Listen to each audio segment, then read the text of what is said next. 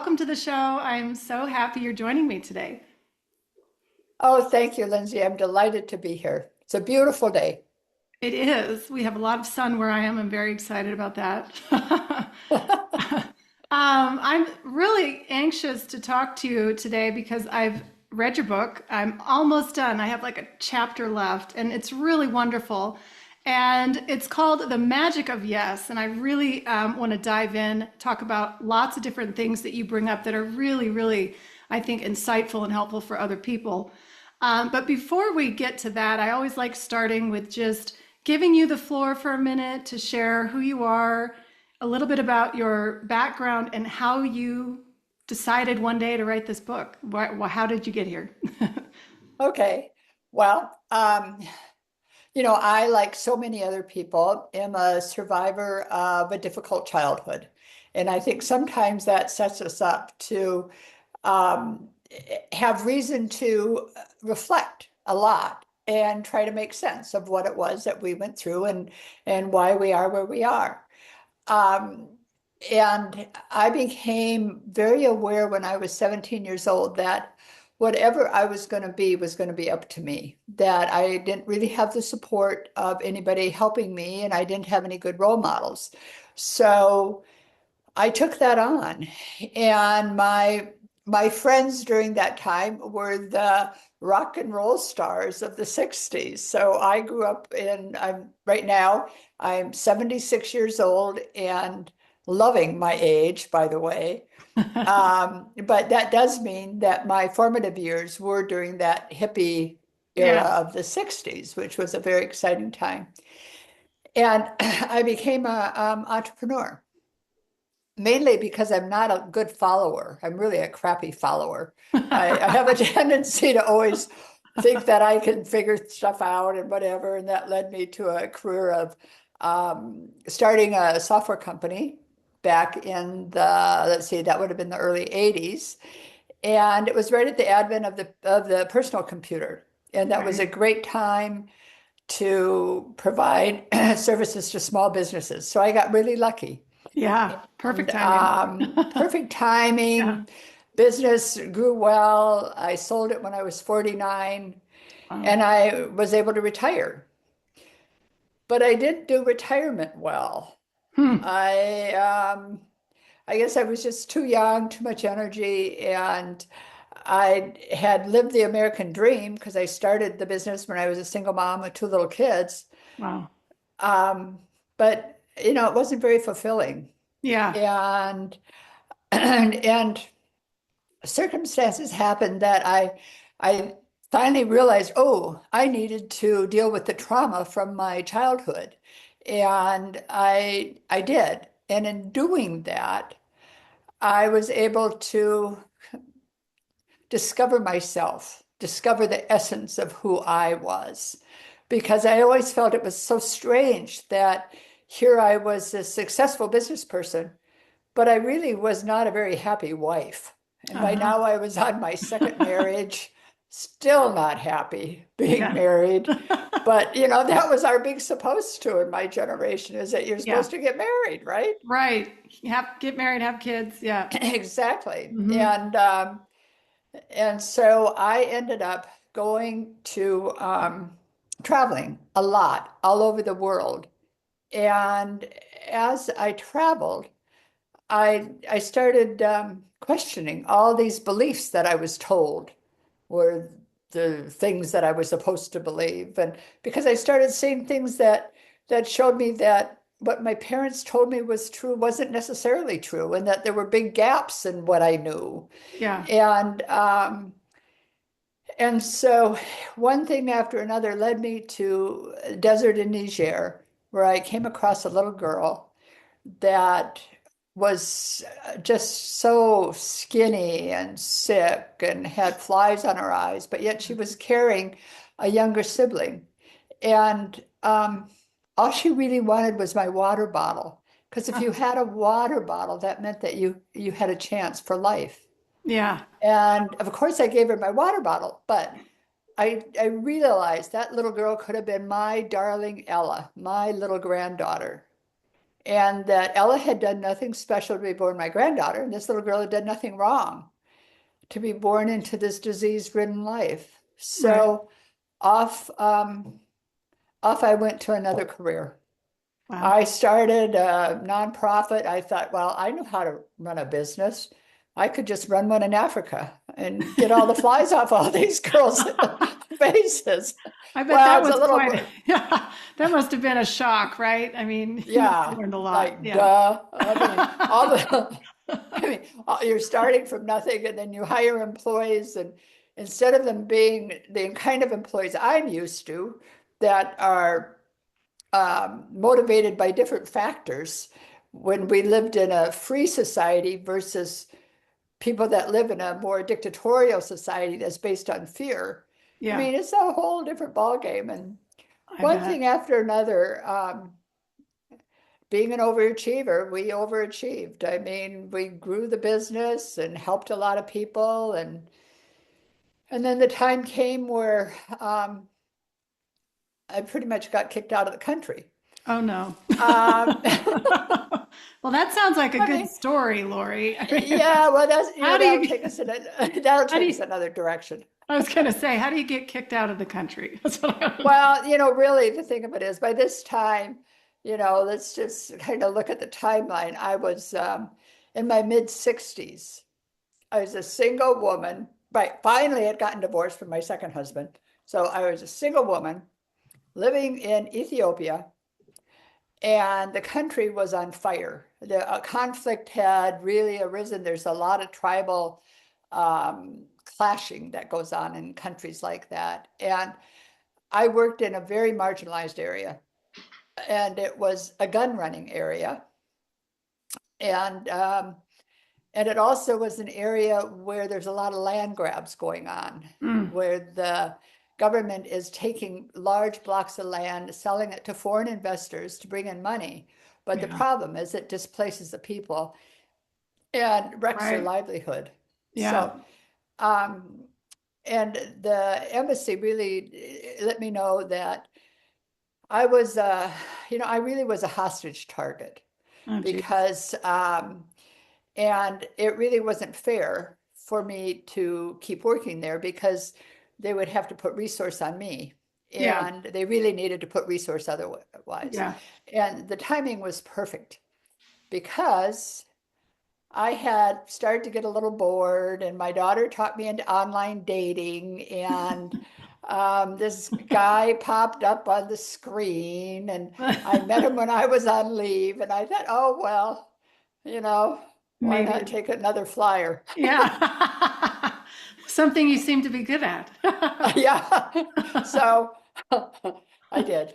Well, that's And cool. that went on another chapter. And then eventually I knew that I needed to write a book. Hmm. And the reason why I needed to write a book, well, first of all, when I was in Ethiopia, like I said, I lived alone, and I'd be really, really busy during the day and come back home really tired. I mean, tired of trying to understand what people were talking about because the language issues, tired of Hmm. being harassed by the government. And I would get finally into my house, sit down, all cuddled up with all my clothes on because it would usually be really cold, and the lights would go out. Mm. And all I would have would be the light of my three candles, Hmm. which meant I couldn't read. Yeah. So I had to think. and, and being forced to think, I Yeah. I thought, but really A lot. the first a lot. I thought a lot, and all of a sudden I realized I really knew a lot, and there was really a lot that I could share with other people. Yeah. And so then in writing when I did get enough energy again to write my book, it came to me that really what I had was a model that other people could use. And that was a model, the acronym is DREAM, meaning that once we're able to really state our desire and then reflect, we're able to explore possibilities, Hmm. acknowledge what our challenges might be, and then find a way to soothe our soul with a mantra as we reach our desire. Yeah. And I found that that dream model really works. Yeah. Well, and you weave it Yeah. through your book, which is really, really wonderful. Every chapter you give another example. For those of you that haven't read her book, but hopefully will buy it after we talk today, it's a really interesting way that you weave that through the whole book, and the way that you describe it is really cool. So we Well, can get to that a little bit too later. yeah. Well, Lindsay, tell me, is there some big desire that you have or had? Oh gosh. Well, next to getting my kids grown, I've got four kids. Two are older, and I've got two left, and two twin Uh-huh. daughters in high school. But no, to answer that in honesty, Right. yeah, my dream and what I'm currently working on is helping people going through sort of the mental and physical disturbances of spiritual awakening. I myself sort of spontaneously went through a just out of nowhere a massive shift in my awareness, and took me, God, it's been almost 20 years to fully understand and adapt and live in the world in a completely new way. And I feel like there's just not enough information or support for people that are going through these changes. And so it's my desire and dream to be that voice and help other people as they go through it. Because I think, and maybe you might have found this, right, as you're in Ethiopia and Africa, that the tribal people, right, with the shamans had a little more connection to somebody that might suddenly experience some energetic shift, or, that's lost in our culture here in America. So that's kind of what I'm trying to shine a light on. Right. And so what do you think about in order to do that? What do you reflect about? Well, I use my own personal experience as a guide, right? Because I Right. could never, and I think this is for anybody, your own Right. experience is your teacher, It is, isn't It it? is. It really is. And it's Yeah, so rich. it is. And in your case, when I'm reading your book, it's the same way. You're taking your life and looking at it through a teaching perspective, that you're the student going through it, you know. Right. And when you don't see it that way, you're still trying to control every little piece, right?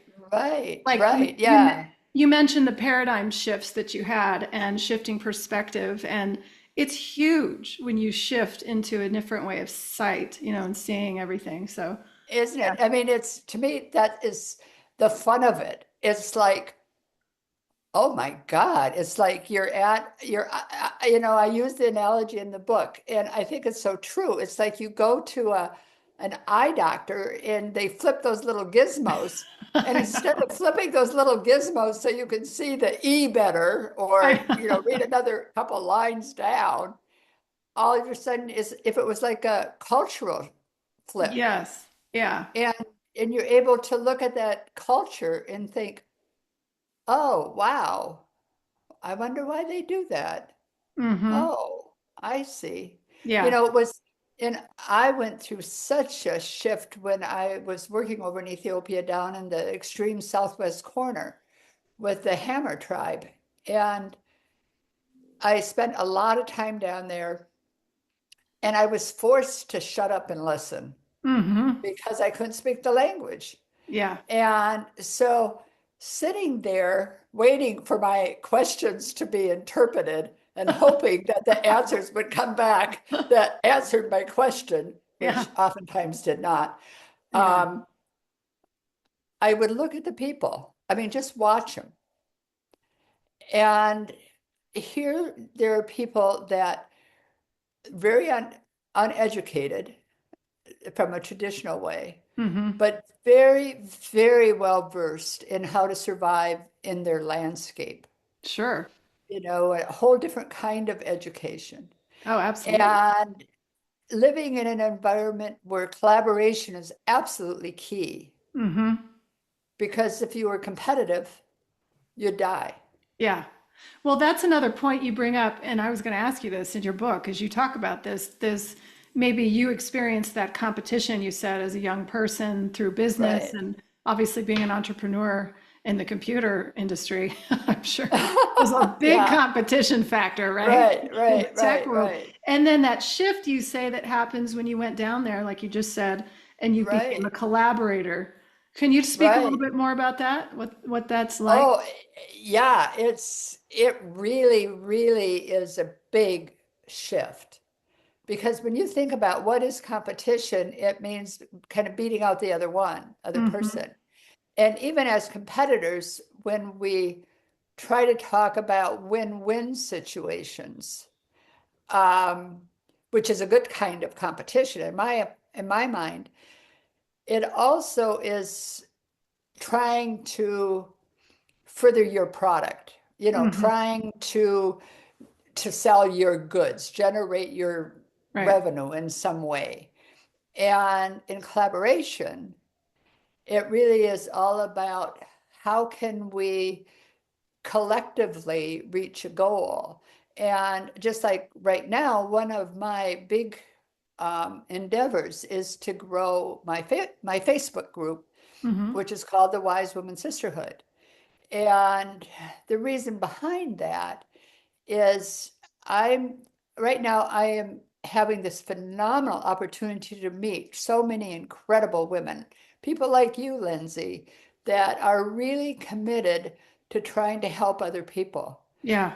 And, but we have singular voices Hmm. unless we're able to come together and Right. collaborate and share that voice. Um, then all of a sudden we become an absolute powerhouse. Oh, 100%. Yeah. And that's that's my new goal Hmm. is to provide a place and to provide a platform and to help be a catalyst to raise the voice of all of us Yeah. so we can get some sense in this crazy world of Yeah. ours. I mean, Yeah. I think we women basically do a bit better job. Well, I might be just a tad oh, you're biased, going to be a but little biased.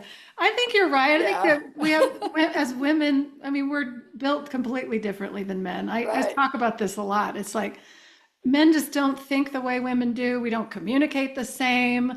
We're completely taking in.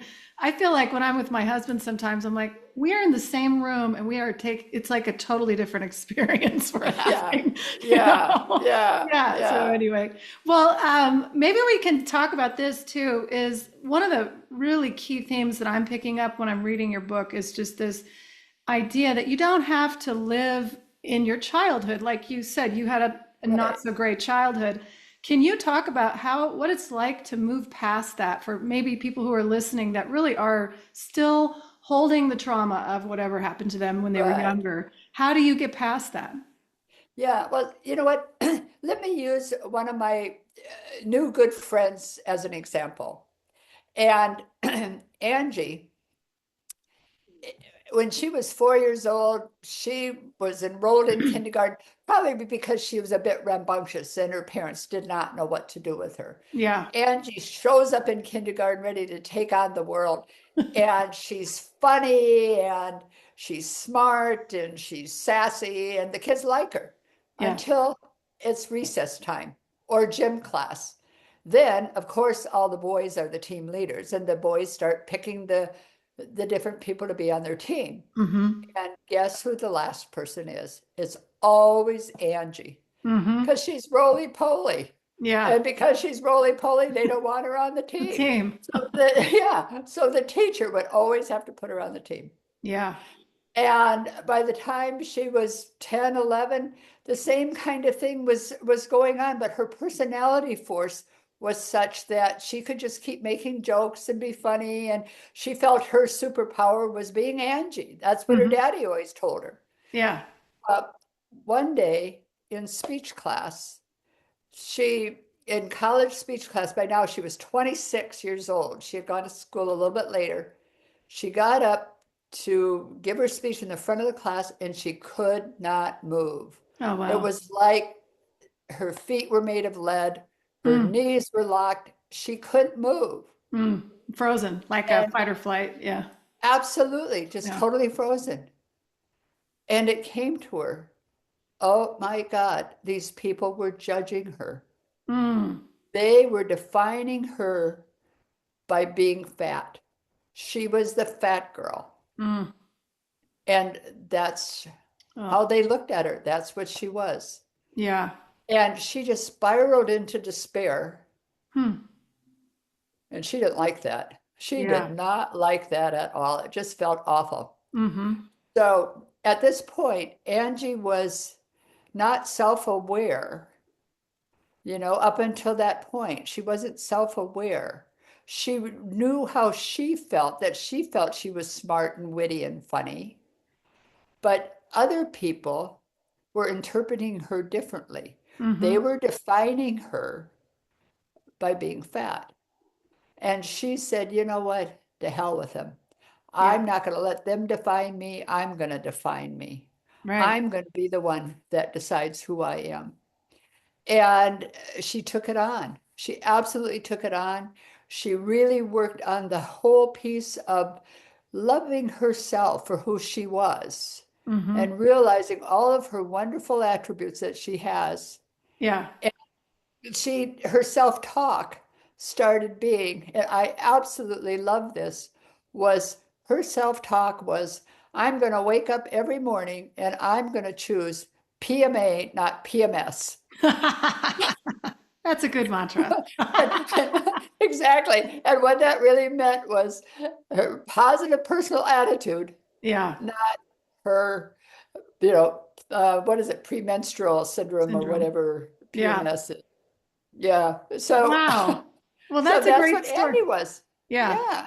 And so, like Andy realized what her D was.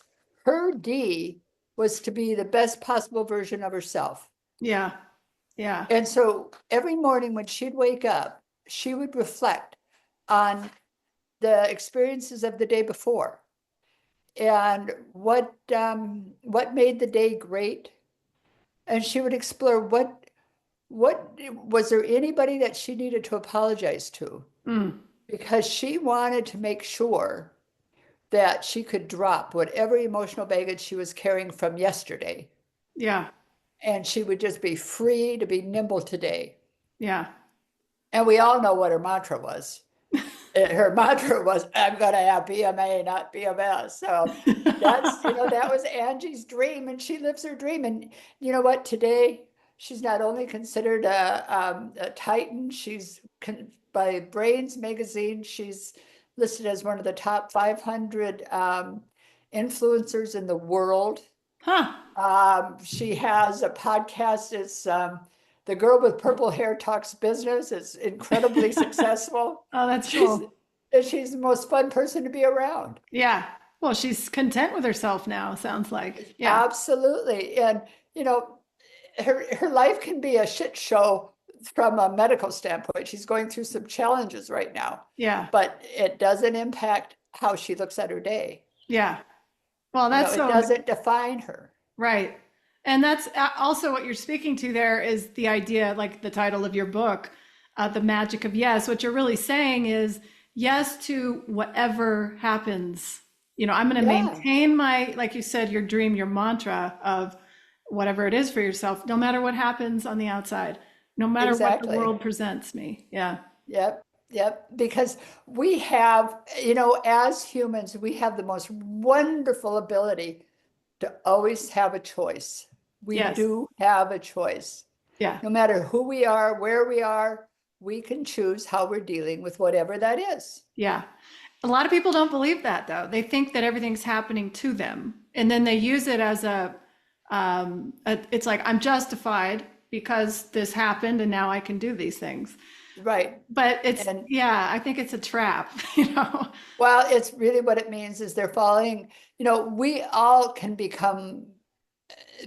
victims of different things. Yeah. I Mhm. was victim of some bad stuff. You've been a Yeah. victim of bad stuff. Everybody's been a Yeah. victim of some bad stuff.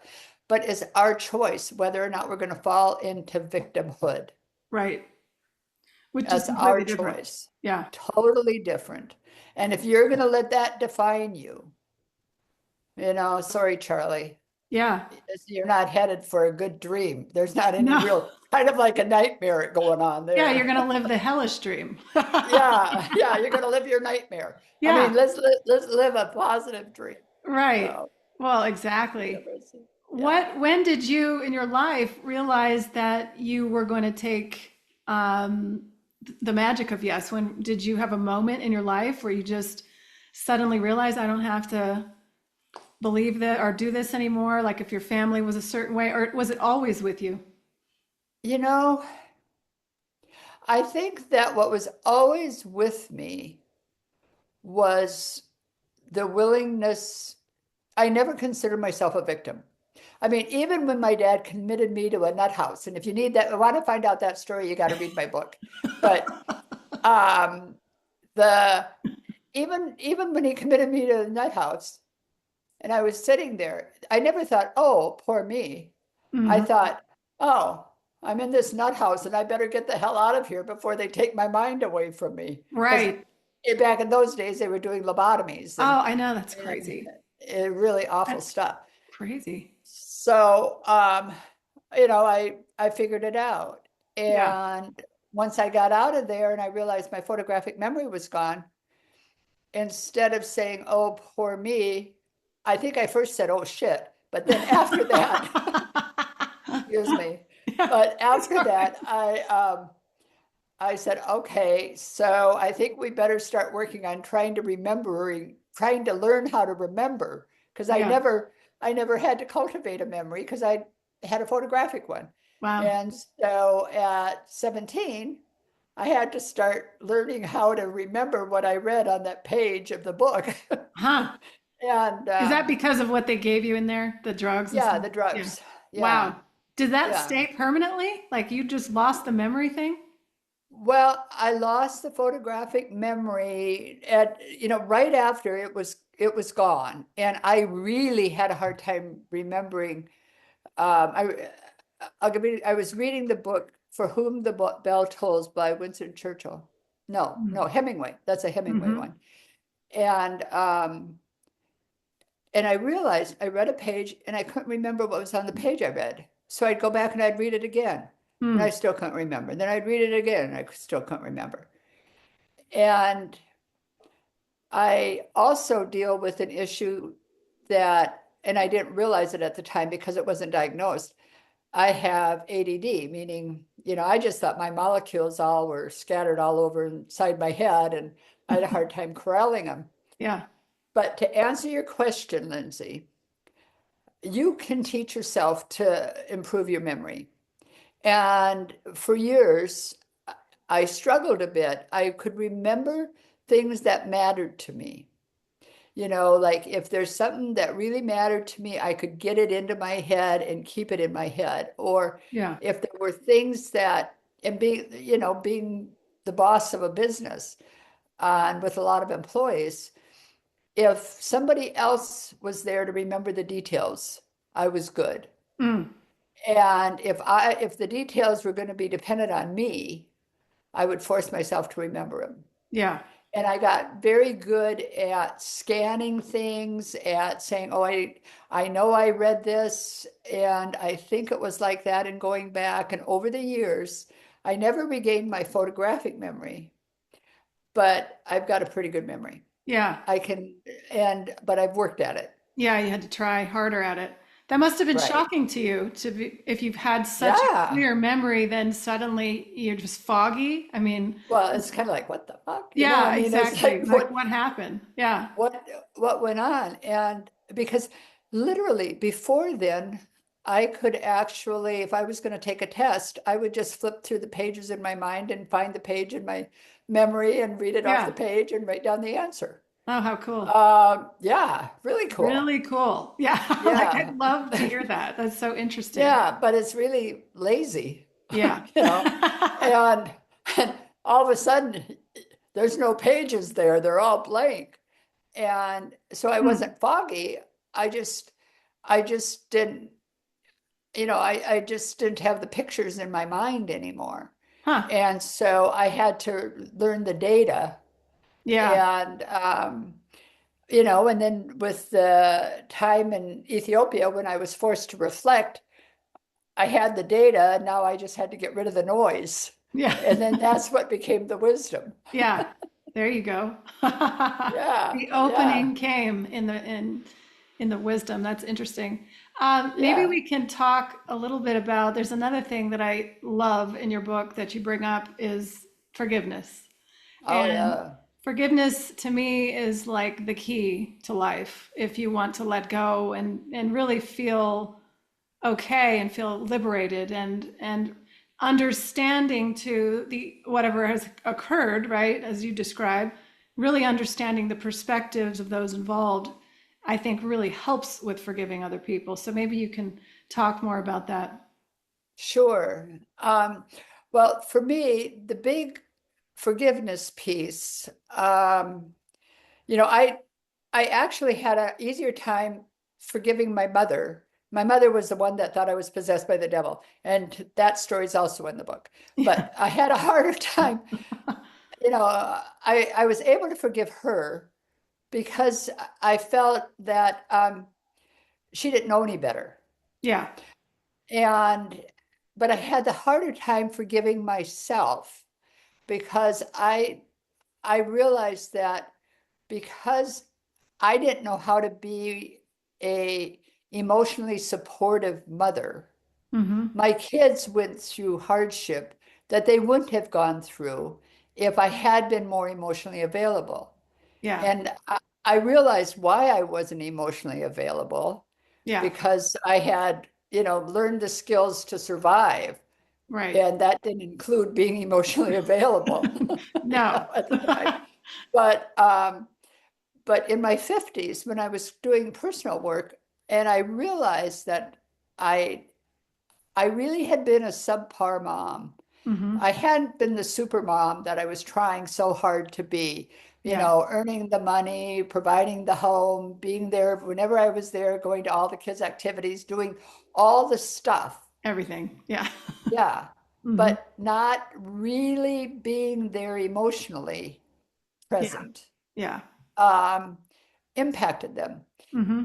And my and it wasn't until I got married the third time, my third husband, who is the love of my life, it really Oh. was worth waiting for. Oh, that's so great. He was the one that said, Lori, you just have to forgive yourself. You always have done the very best you ever could. Right. And and Bill helped me realize that that's really true.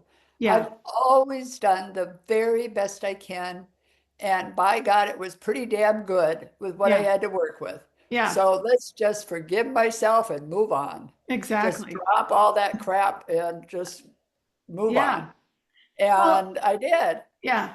Yeah. Well, that's interesting too because it's hard for people to do that. It's so hard for people to just let it go. It's like I the know. mind just wants to grab a hold of it and just have a story I forever, know. you know? And but the bottom line is if you're going to live some other dreams, Hmm. chase some other dreams, you got to travel a little lighter. I mean, Yeah. why do you want to have Oh, shackles on your feet, totally. and lead boots on? Yeah. The Yuck. baggage is overwhelming. Yeah, it is. Yeah. So you got to drop it, Yeah. and and then you're able to move on. Yeah. Well, you speak about something I think is fairly common is you said that you were amazing in your professional life, right? Yeah, Communication and but the personal life was suffering, right? I right, know a lot of people like this. They're excellent. right. I mean, like the best business people, the Exactly. communication is amazing and I personally know. it's just It's terrible. just terrible. And you know what? Especially, I think women in my age group that excelled in business really have struggled with that one Yeah. big time. Yeah. And I think the younger generations are doing a whole lot better. Mm-hmm. But, the problem was in the baby boomer generation of mine, and what's the one that's right under the baby boomer, the Gen X? Me, the Gen Xers You, that no the one Gen ever Xers. remembers. Lori. I always say this to my friends that were my age, you know. It's like no one talks about Gen X. We're like the lost Well, generation. you are, because you're Yeah. like the latchkey generation. Yeah. And it really sucks. They talk about our generation because there's so many of us, Oh, there's there's lots of just you. Yeah. gazillions of us. Yeah. But I think the real thing is that I know for myself, I was considered very successful, Hmm. and I won awards. I knew how to talk. I could convince people. I could motivate staff, all those kinds of things. But I'll tell you what, I had a pretty good hiring process. All the employees that I hired, we sent to an industrial psychologist. Ah, I kid you not, we there really you did, go. because I wanted to make sure that people were set up to win, and that I was hiring people with the kinds of personality that would treat Hmm. my customers the way I wanted them treated, and would communicate with other staff and all that. And I put tremendous work into team building, Yeah. and that's why I won the awards. Yeah. Um, and my second husband did remind me, he says, Lori, the difference is that you didn't hire us, and you sure as hell can't fire us. Well, I He's eventually not fired wrong. him, but it was a long time, it was too late coming. But Yeah. I think the thing is that in a family life, we're really living out our own insecurities. Yeah. And we're really still kind of caught up into how we were programmed. Right. And you think about women and in my generation and your generation, Thank you for we that. were always, yes. I mean, how Just many kidding. times were you told to be good? Yeah. Lindsay, be good, be Yeah. good, be good. Well, what does that look like? That means you're supposed to shut up, look pretty, Yeah. and comply. Right. I always had the opposite though in me as a young person. I was the not, I don't want to comply. I was always a questioner. I never looked at authority figures like they were above anybody. I didn't understand the hierarchy of anything. So that's kind of interesting. But my mom and I were just having this conversation the other day about, she said the same thing. And she's 74 and she was like, yeah, it was like you just shut your mouth and you don't say anything. That's how she was raised, you just, Yeah. so that, Well, see, I was raised like that, but I got put in the nut house because I didn't behave like that. see what they You did to know, you. I was possessed by the devil because I wouldn't shut up. Wow. Um, but I I'm think I sorry. think that's These I puns. know it's just That hilarious. I mean, it concept. really is. It is. Wow. Um, anyway, the I think I think what happens though, why there's such a gap between the personal and the professional, is that personally, sometimes we're still trying to be that ideal woman, Hmm. whether it be the good person or the Hollywood version of us, Yeah. or the religious version of us, Hmm. or whatever those cultural beliefs version of us may be. Yeah. And we're not, Right. we're ourselves. Yeah. And whereas professionally, we're in a role, we're Yeah. I was going to say doing. that. It's all Mhm. about doing professionally. Yeah. Whereas personally, it's really about being. I mean, you still got to do all the shit, Yeah. but but it's Yeah. really about the being, that Right. role of being. So Well, I and think that's yeah, you say something interesting too. Personally, you said that the insecurities of your personal self are there, and when you're with your personal world or your family, you're kind of comfortable being the real you, or sometimes showing those sides that you would not show somebody professionally, right? I mean, you're not going to probably show them the underworld like you would in your home or whoever's in your house. It just seems like there's a yeah, there's almost like the mind sort of knows when, like you said, to put on the role and it plays that yeah. role. Hmm. I I think that I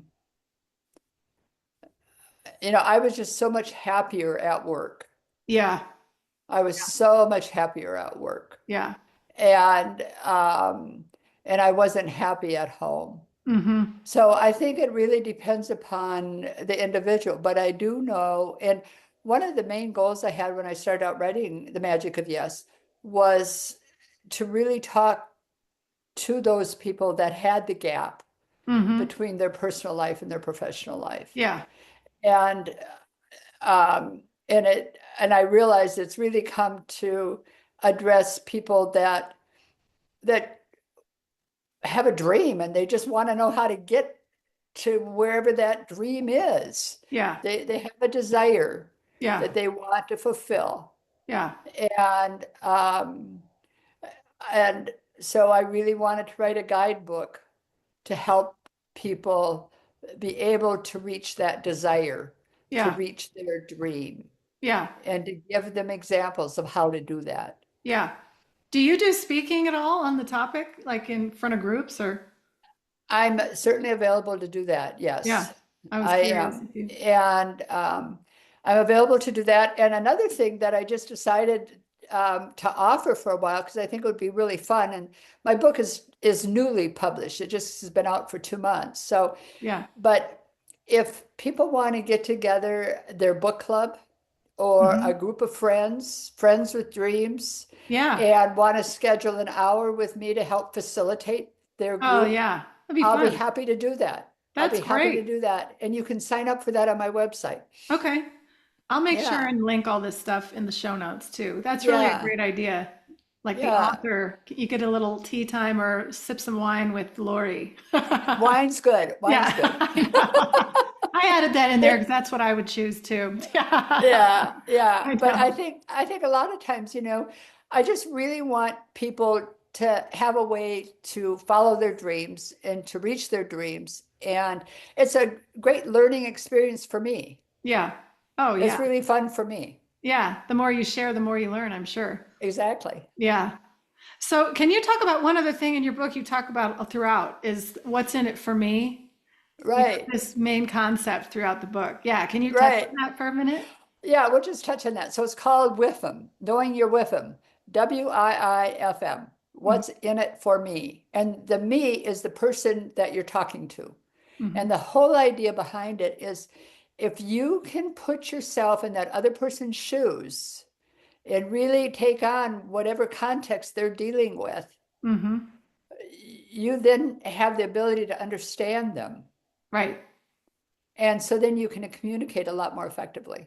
Yeah, and you can solve problems if, like Absolutely. anything. It's also great, Yeah, I mean, any type of relationship to right. understand, the other person.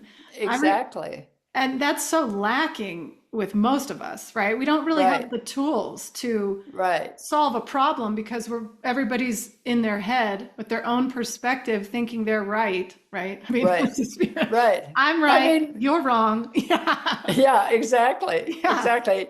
And but I'll tell you, I think with them is secret sauce. It really is. It's really a secret to success. Yeah. Because if you can really put yourself in the other person's shoes and understand that context, Yeah. wow, Yeah. you get it. Yeah. You get it. You know how to communicate. Right. And you can understand their perspective. I mean, you can see why they're doing what they're doing, why they believe what they Right. believe. You can understand it. And just opens the door to a whole new, you know, Totally. totally new way of living. Yeah. Absolutely. It really does. Yeah. So. Well, I think that we can probably wrap up here, but I just wanted to ask you anything else. Is there anything that comes to your mind that you would like to share? Anything about the book or anything in your life? What I'd love to share is that I would love to invite your listeners to download a free dream Mm-hmm. and go to my website, and Lindsay will have it. It's just loripappas.com. And under dream, you can download a dream that helps you discover your essence, the Yeah. foundational piece of it. So the dreams that are available to download are winning with the cards that you were dealt, or if your dream is saying no and setting boundaries, Mm. or forgiving yourself and others, or if you might dream to become the curious entrepreneur of your own life. Yeah. Um, download the model Mm, and take a look at it. And then if you want to know how to apply it and how other people did it, buy my book. right. And you've For got the rest of great, this. the other thing that's great in the book is you weave all these personal stories of other women, which is really fun Yeah. it's really fun to read. Yeah. Oh, So, I'm so glad. I'm so glad you like it, Lindsay. oh, I do. It's just great. I told you this when we chatted earlier, but I love your writing style. It's just so authentic and real. And I think everyone would really enjoy it. So buy The Magic of Yes. Oh, great. And write a review on Amazon, please, because you got to deal with their stupid algorithm. Oh, I know. So The whole thing is a we need mess, isn't reviews. it? I know. I'll leave you a review. Okay. Okay, thank you. Well, Thank thank you you. so much for joining me today, Lori. Have a wonderful rest of your day. I hope we can do it again. Oh, absolutely. We'll definitely do it again. Thanks, Lindsay. Yeah, sounds Bye-bye. great. Bye, Lori.